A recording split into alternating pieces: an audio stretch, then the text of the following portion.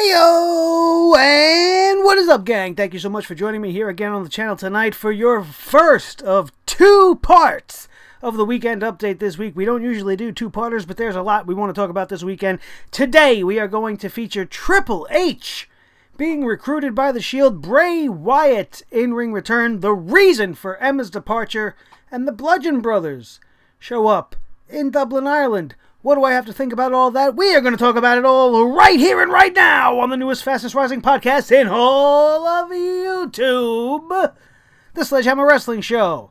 Let's do it. The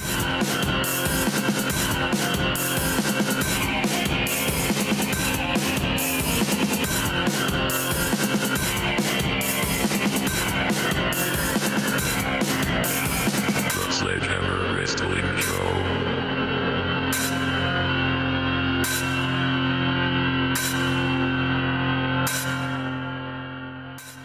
Alright, wrestling fans, thank you so much for joining me. My name is Nick Nightmare. With me, as always, is my trusty sidekick, my loyal tag team partner, and the World Heavyweight Champion of Microphones, Blue the Snowball, and we are here to bring you the weekend update for this first weekend of November in 2017. And during the week, we had some pretty interesting things pop up. Nothing really earth-shattering outside of the release of Emma, which is something we are going to get into. That is our top story, and we are going to save that for last. So bear with us as we burn through the rest of today's news. And let's get to it right now before I totally lose my mind on the Emma situation. Let's go in the order that I have it structured here, because Bray Wyatt, man, I was sick with meningitis, man. And it was a nice little vacation I had, man. And now I'm back to say some weird stuff. And I'm going to get in the ring, man. And I'm going to go up against the Shield, man. And what's going to make it even better in this night is that me, the returning Bray Wyatt, man, I'm going to get to fight the King of Kings, Triple H, man. Are you kidding me? Bray Wyatt's return happened in Glasgow as he teamed up with The Bar to take on the Shield, who recruited Triple H as an honorary team member. Now, this has been all over the place this week. I'm sure you've all heard of it by now. You've probably heard other people's takes on it. I have not put my 2 cents in, and that is what we are here to discuss. It might not make much sense, but Triple H did, in fact, join the Shield on Wednesday at a live event, and Dean Ambrose and Seth Rollins were stoked about it, which is astonishing to me, because it absolutely goes against everything we've been watching over the last 2 years. It makes me feel like an idiot, and I'm only relieved by the fact that this happened at a house show overseas somewhere, and that this didn't happen as a part of a major storyline that is ongoing on television right now to insult our intelligences even more. Now, I get it. You know, they had to fill spots. Roman Reigns is sick. He won't be cleared until shortly before the Survivor Series, and that obviously means he was unable to appear on the UK tour, even though they had promoted the appearance of the Shield. And obviously, in an effort to make it worth seeing, they added Triple H as the member, as they had done previously with AJ Styles on Monday Night Raw, and as we all know, with Kurt Angle at TLC, both very effectively playing the part of Roman Reigns. And now Triple H could be added to that list.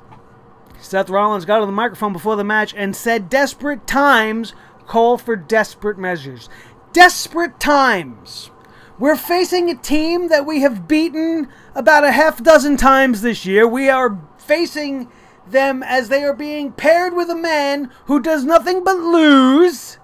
And these are desperate times, and we need desperate measures. So we are going to call forth our greatest enemy, the guy that I slayed, the guy that we both and everybody in the entire WWE universe completely loathe as the head of the authority, Stephanie McMahon's husband.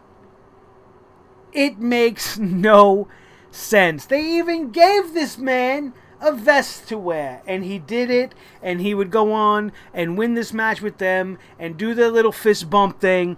And like I said, I get it. You know, they're trying to make it worth it for the live crowd. They're trying to make everybody get their money's worth. But by having Triple H now play the part of Roman Reigns, you don't realize the real damage you're doing to this whole thing. It is absolutely mind-boggling to me that they did not just put the Shield on hold. Why are we doing the Shield with special guest while Roman Reigns is recovering from an unforeseen illness? Why couldn't we just say, all right, the Shield is back, but the big dog is out. So we're going to just be Rollins and Ambrose, and we're going to do our thing. And when the big dog feels better, we will reunite the Shield once again. But instead, you are keeping the Shield together with a guest Roman Reigns every week, which effectively shows the world that there is nothing special about Roman Reigns. You could literally insert anybody into his position, and it will be just as popular, just as good. It doesn't matter. It doesn't matter that it was Kurt Angle. It doesn't matter that it was AJ Styles. You could literally put anybody next to Rollins and Ambrose, give them a vest, and it's going to get them instantly over with the crowd. Give it to Kurt Hawkins. I guarantee you it'll work. If for some reason Rollins and Ambrose over the next couple of weeks start warming up to this kid, they appreciate his moxie, maybe they like his cane, maybe they just appreciate the earnestness of this guy, and they say, you know what, we're going to make you part of the Shield until Roman gets back. Kurt Hawkins will be over more than Roman Reigns.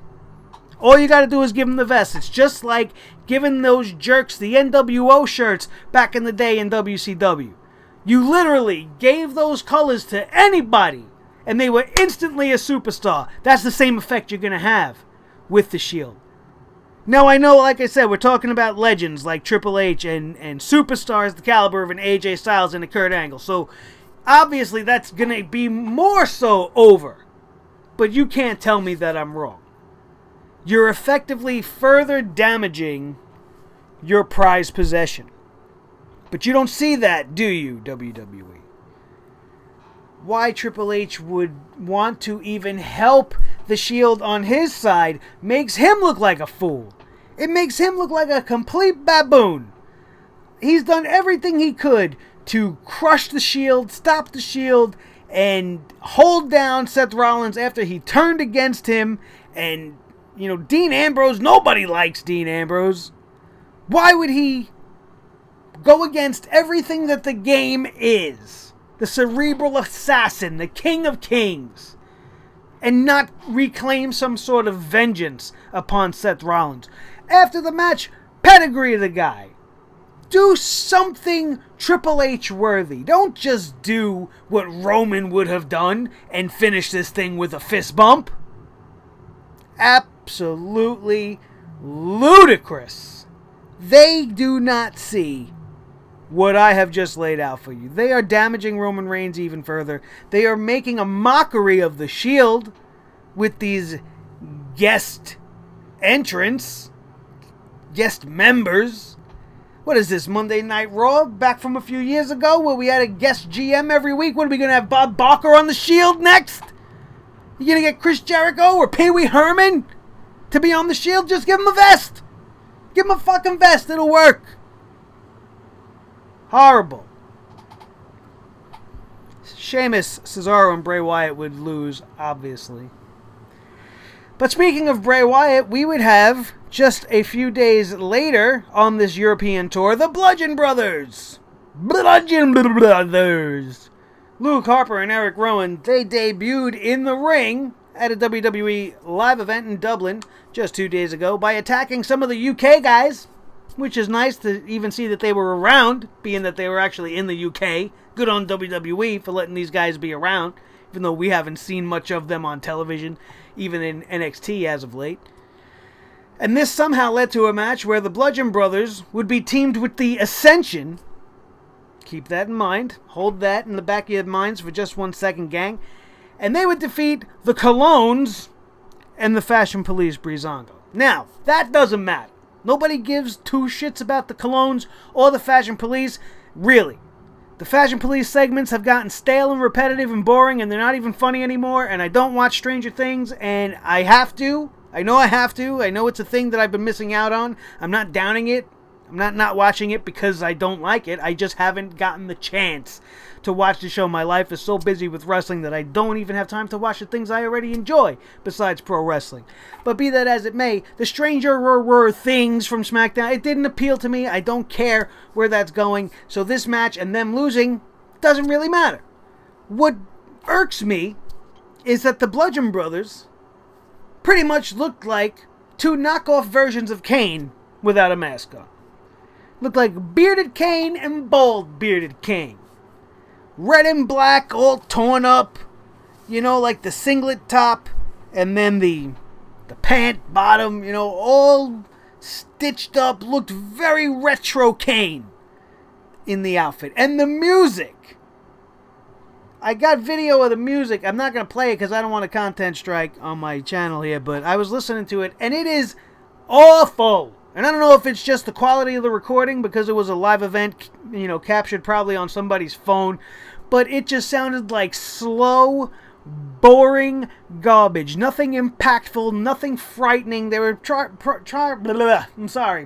trying to go for some sort of a creepy vibe. Like they needed to be more creepy than they were in the Wyatt family. This whole thing to me has already started off as a big wet fart, man. It's just a big dud. I don't even care. I don't even care. I can only hope that they change that music before it hits TV, because it's going to take everybody out of it. And supposedly they didn't even come out with these big hammers that they've been wailing around in these vignettes that they've been featuring on SmackDown Live. So what was the point of the hammers? Not that I want them to steal my gimmick with the sledgehammers that I stole myself from Triple H, but that's not the point. But why do it if they're not going to come out with the hammers? They don't have to use them in the match. We're not in the medieval ages, but at least let them sell the gimmick. If you're going to do it right. I don't like the look. I don't like the music. I predict already big ass failure for the Bludgeon Brothers. I hate saying that name. I'm going to say it that way each and every time, so get used to it, peeps. Former WWE superstar Emma. We've already touched upon this in a breaking news earlier this week. Emma was released from the company, and it is an absolute shock to me. Darren Young and Summer Rae also were released. I'm not surprised by those two. They weren't being used. Summer Rae has been ready and has not been featured at all after her little stupid segment with Dolph Ziggler, like I highlighted in the breaking news segment. And honestly, this is a good thing for Emma, but I'm only concerned because I don't really foresee a big, you know, outcry for Emma's talent. I think that WWE was the perfect place for her. I think that she finally found her niche, and then they, most specifically, as it's being said right now, Vince McMahon wanted her to stray from the course, and now she was in a situation where she did not feel comfortable. She voiced her opinion. She got it out there, and she got them to change her back to Evil Emma. And then from Evil Emma, they changed her into this Evil Emma 2.0, for lack of a better term, with new music and a new entrance thing going on. And they give her a match, a couple of matches against Asuka, and then she's gone. Goodbye. None of that makes sense to me. But where's the bump in the road? The bump in the road is the change from Emma to Emmalina, which is supposedly the brainchild of Vince McMahon. And I'm on Emma's side with this 100%. And I can only hope that her stance was inspired probably by watching some classic WWE stuff, because it is well documented. And if I know it, she probably knows it, that one of the things that you are encouraged to do, well, at least used to be encouraged to do, was challenge the old man.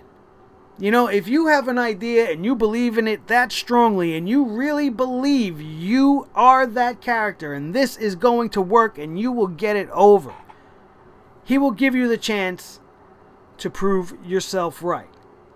No clearer example can be given than the well-known story of how Shawn Michaels and Triple H came across this bodybuilding Amazonian woman that looked like nothing they've ever seen before, that was benching and squatting more than most of the guys that they trained with at the gym, and wanted her to be part of the company, wanted her to be their personal valet for their D-Generation X run. She would later become, to us, known as the ninth wonder of the world, China. God rest her soul. But Vince McMahon was adamantly against it. He could not fathom a woman body slamming his guys, a woman attacking the men the way a man would attack another man. He just couldn't see it. Even when they brought her to him, he didn't see it. But the constant pestering, every time he said no, they just kept knocking on the door. Vince, you don't get it, you don't see it, it's going to be good, it's going to be great. Which only goes to show you Triple H already had the wrestling mind. While he was trying to become one of the main event stars of the company, he was already ahead of the curve as far as the pulse of the fans and what the fans will accept, what the fans want to see. He was right on the button with China. Their personal history aside. That is an example of things that superstars have done in the past. They have held their ground. I mean, there have been other times where it hasn't gone well. Brett. But more often than not, when you believe in yourself and you believe in something and it comes across in a genuine way and you really lay it out there on the line for the boss, even if it's something he's fully against, he's going to let it slide. In this case, that didn't happen. It happened for Alicia Fox for some reason. God can't explain that one to me. This girl's been around for the greater part of a decade, and now all of a sudden in the last 3 weeks, she's been given a t-shirt. She's beaten Sasha Banks on Monday Night Raw. She's been given captainship of the Survivor Series team for the bragging rights of the women's division. Plucked from relative obscurity, from doing nothing on Total Divas. And that is okay, all because she went on Lillian's podcast and complained. But Emma complained, and she gets the boot. Honestly, coming off of the initial news, I firmly believe, and still believe, this may be part of the reason why they let her go so abruptly and just so out of the blue, is because she probably wasn't supposed to come off looking as good as she did in those 2 matches against Asuka. Now, granted, the first one was a better showing for Emma than the second, but that being said, Emma and Asuka have history, and maybe these 2 girls wanted to go out there and tear the house down, or attempt to tear the house down, which was not in the plans for the WWE. Maybe they wanted it to be a quicker, more squash style, more dominant of a performance from Asuka, but maybe Emma went rogue. Maybe the 2 girls planned together, say, hey, listen, they're telling us to do this, but I think we should do this. We had this great match in NXT, and I think it'll get over with the crowd here. Stepping away from the company agenda. Maybe that wasn't the right move, per se, but it ended us all up here. So where does Emma go from here? We talked about it again earlier this week. The best shot for her, I really think, is Women of Honor. It would be a place where she would be welcome as a former WWE talent. People would already know her name and know where she is, where she has been, rather. And, or, maybe she just goes back to Australia. Maybe she wrestles down there. I'm sure they have a promotion or 2 she could probably be the anchor of. And maybe reestablish herself and show her face a few years down the line. Who knows? Who really knows? I can only hope that she will be the first woman to blaze a trail in the independent scene and lay the groundwork for anybody else that wants to escape the virtual tyranny of the WWE empire. It's absolutely scary to me, the way things have been going down. And the last thing I want to talk about with this Emma situation just goes back to everything that I've been saying in the last couple of weeks. I keep bringing it up, and it keeps proving to be true, that the WWE is operating at 100% capacity, the exact way WCW used to operate. This is illustrated clearly in this Emma situation, where the story is that the figureheads, you know, the money bags up top, all the corporate hoo-has and whatever you want to call them, sitting up there, they're firing Emma. They don't want Emma on the show anymore. You know, we need to cut costs. We're going to drop some talent. Emma has been talking crap about the company. Get rid of her. Just get rid of her. Be done with her. This decision was made by some executive somewhere at some point last week. Or maybe even last month. Or maybe even when she decided she didn't want to be Emelina. Maybe they knew right there, we're gonna ride her out as far as we can on this contract and then cut ties with her here in November. It's probably the plan all along. But nobody told anybody on the lower rings. Nobody told anybody in creative. Nobody told any of the road agents. Nobody told any of the talent that Emma was going to be removed from the company, so maybe we shouldn't feature her so prominently on her way out.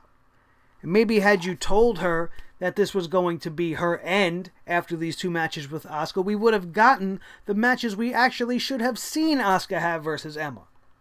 Regardless of her wrestling ability, Asuka's character needed to be nurtured at this moment, and her debut match should have been a 4 to 5 minute domination of Emma, but that is not what we got. I don't think we will know the... I shouldn't say never, because, you know, everything eventually comes out, but as of this moment, we don't really know the finer points of why or what really happened or what led to this. I mean, the biggest, most speculated reason being is that she pissed off Vince McMahon. Vince McMahon wanted Emelina, and he wanted it bad. And he believed in Emma enough to get it over, but she didn't believe in herself. Remember, she's young, man. Maybe, you know, her influence by, or being told by others, stand your ground. If you don't believe in it, if you're not comfortable, it's not going to get over. She's young, man. She's gonna fight. She's not going to look at the big picture. She's going to look at, what about me? I've been getting this trending thing going. I got a legion of fans, right? I got people that support me. And she was looking at it from the wrong perspective. I get asked to do things at work that I don't want to do all the time. And, you know, sometimes you just have to show respect to your boss and do it. And hope that somewhere down in the line, somewhere in the long run, you will get proper repayment for the work that you put in, the time that you put in, and for being a good soldier. Emma did not do this in this scenario. She stood her ground, and that's what we got. As I think we got a new subscriber alert going on live here. Let's see. Check it out. Here we go. Tom Pierce just subscribed. Thank you, Tom Pierce. Welcome to the Sledgehammer Wrestling Show. As you guys are awesome. Every single one of you that subscribe. That's the first time that's happened in quite a long time. I'm kind of really glad it did, because it took me by surprise. And that is a great way to end today's show. So do not forget, you guys, if, like Mr. Tom Pierce, you have not subscribed, make sure you do so right now. Hit that subscribe button, and you will not be...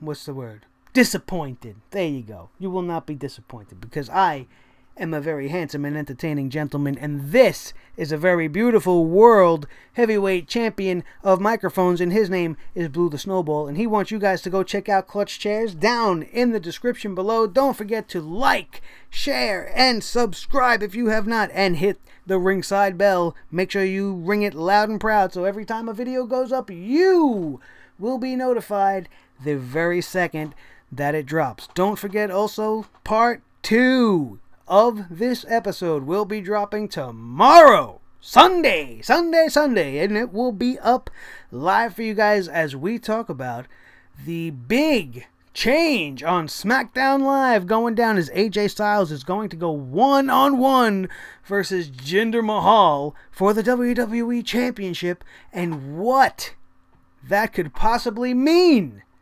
for the upcoming Survivor Series and the entire future of the WWE. And also, a pole match has been scheduled for Monday Night Raw, and we are definitely going to talk about that as well. And I hope to see you there for that one. And also, coming tomorrow, our top 10 things wrong with WWE 2K18. I have compiled a list of my 10 biggest complaints, and we are going to go over each and every one of them and how WWE and 2K can fix all of this. And it comes with one really, really big move. And I hope that we can get that message out there and maybe they do it and make a better game.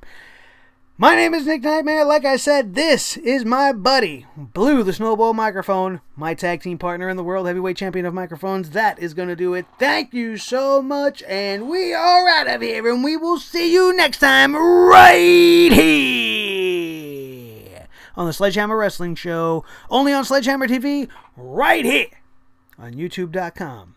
We'll see you next time for part 2 of the Weekend Update. Catch you later.